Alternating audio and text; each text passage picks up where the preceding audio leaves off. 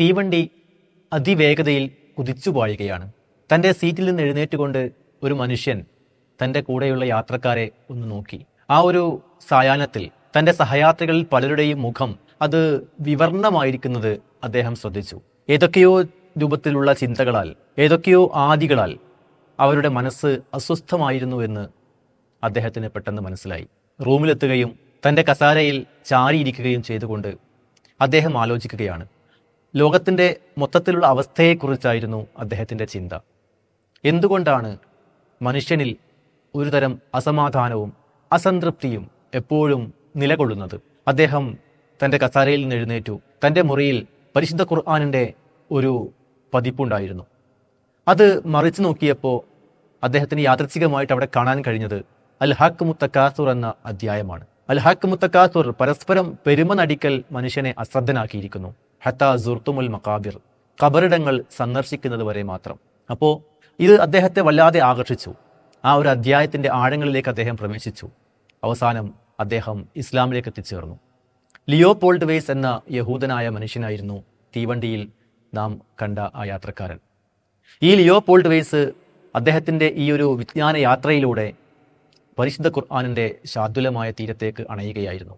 അദ്ദേഹം Muhammad അസദാവുകയും road to Mecca പോലെയുള്ള പ്രശസ്തമായ ഗ്രന്ഥങ്ങളുടെ കർത്താവായിട്ട് മാറുകയും ചെയ്തു.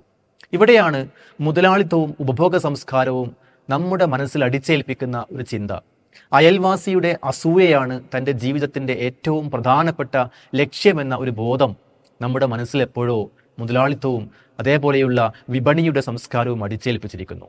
തൻ്റെ അയൽവാസിയെ അസൂയപ്പെടുത്തുമാറ് തനിക്ക് എങ്ങനെ ഭൗതികമായ വിഭവങ്ങൾ വാരിക്കൂട്ടാൻ സാധിക്കുമെന്ന് ചിന്തിക്കുകയും അതിനുള്ള നെട്ടോട്ടത്തിനിടയിൽ പലപ്പോഴും മനസ്സമാധാനം പോലും നഷ്ടപ്പെടുന്ന അവസ്ഥയിലേക്ക് അവൻ എത്തിച്ചേരുകയും ചെയ്യുന്നു.